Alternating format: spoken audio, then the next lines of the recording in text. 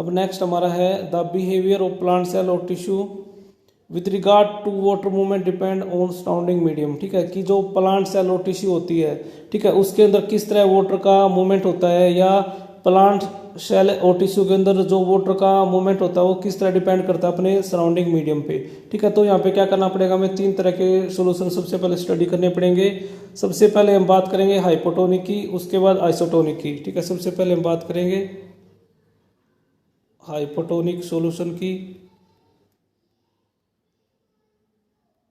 उसके बाद दूसरा होगा आइसोटोनिक सॉल्यूशन, आइसोटोनिक सॉल्यूशन। ठीक है, और जो थर्ड होगा वो होगा हाइपरटोनिक, हाइपरटोनिक सॉल्यूशन। ठीक है, अब हम इनको क्या करेंगे, डिटेल के अंदर स्टडी करेंगे। हाइपरटोनिक सॉल्यूशन के अंदर कैसे, जब हम सेल को रखेंगे तो क्या होगा, आइसोटोनिक सॉल्यूशन के अंदर सेल का क्या साइज होगा, हाइपरटोनिक। ठीक है, अभी हम करेंगे इनको डिटेल के अंदर। ओके, अब नेक्स्ट ओस्मोसिस के अंदर 3 टाइप के सॉल्यूशन यूज होते हैं। सबसे पहले हाइपोटोनिक सॉल्यूशन, उसके बाद सेकंड आइसोटोनिक सॉल्यूशन, और थर्ड टाइप जो सॉल्यूशन का वो है हाइपोटोनिक सॉल्यूशन। ठीक है, सबसे पहले हम बात करेंगे हाइपोटोनिक सॉल्यूशन की। ठीक है, डेफिनेशन देख लेते हैं। If the external solution is more diluted than the cytoplasm the cell will gain water by osmosis.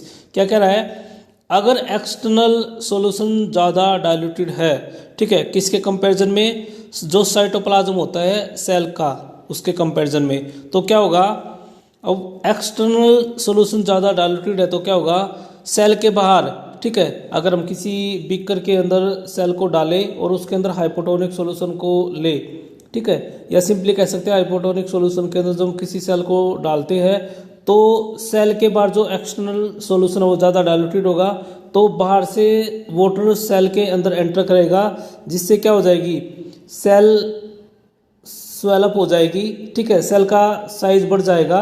ठीक है, और इस कंडीशन को बोलते हैं सेल का ट्रांजिट हो जाना। ठीक है, तो सिंपली ये कह सकते हैं हाइपोटोनिक सॉल्यूशन के अंदर क्या होगी, सेल का साइज इंक्रीज हो जाता है।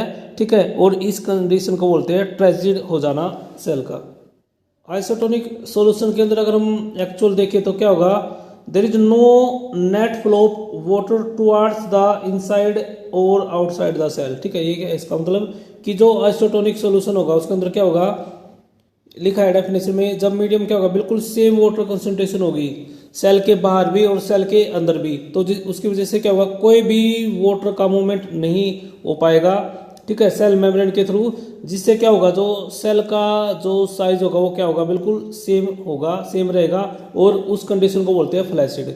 ठीक है, उसके बाद थर्ड है हाइपोटोनिक सॉल्यूशन। हाइपोटोनिक सॉल्यूशन के अंदर क्या होता है, if the medium has lower water concentration. ठीक है, अगर किसी मीडियम के अंदर क्या है, लोअर वाटर कंसंट्रेशन है, या अगर एक्सटर्नल सॉल्यूशन, हम सिंपली ये भी कह सकते हैं ज़्यादा कंसंट्रेटेड है किसके कंपैरिजन में, सेल के कंपैरिजन में, तो क्या होगा, सेल के अंदर क्या होगा, जो वाटर कंटेंट है, जो फ्लूइड है वो क्या होगा, बाहर आ जाएगा ओस्मोसिस प्रोसेस से, और जो जिसकी वजह से क्या हो जाएगी, सेल स्वेलअप की बजाय सेल क्या हो जाएगी, श्रिंक हो जाएगी। ठीक है, और इस कंडीशन को बोलते हैं प्लाज्मोलाइसिस या प्लाज्मोलाइज्ड सेल। ठीक है, उसके बाद है next hypertonic solution. Hypertonic solution क्या कहता है, अगर मीडियम कैसा है, लोअर वाटर कंसंट्रेशन है, या एक्सटर्नल सॉल्यूशन ज़्यादा कंसंट्रेटेड है किसके कंपैरिजन में, सेल के कंपैरिजन में। ठीक है, जिससे क्या होगा, सेल के अंदर जो भी फ्लूइड है वाटर क्या होगा, वो बाहर आ जाएगा।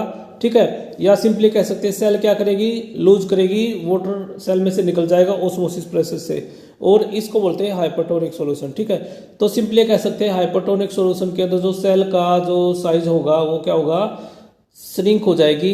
ठीक है, क्या हो जाएगी, श्रिंक हो जाएगी। श्रिंक का मतलब क्या होगा, जो भी सेल के अंदर, ठीक है, जो भी फ्लूइड है, जो भी वाटर है वो बाहर आ जाएगा। ठीक है, और सेल कैसी हो जाएगी, प्लाज्मोलाइज्ड हो जाएगी, या प्लाज्मोलाइसिस हो जाएगा सेल का, जब हम क्या करते हैं हाइपरटोनिक सॉल्यूशन के अंदर क्या करते हैं, सेल को डिप करते हैं, डालते हैं। ठीक है, अब एक एग्जांपल, एक एक्सपेरिमेंट करते हैं।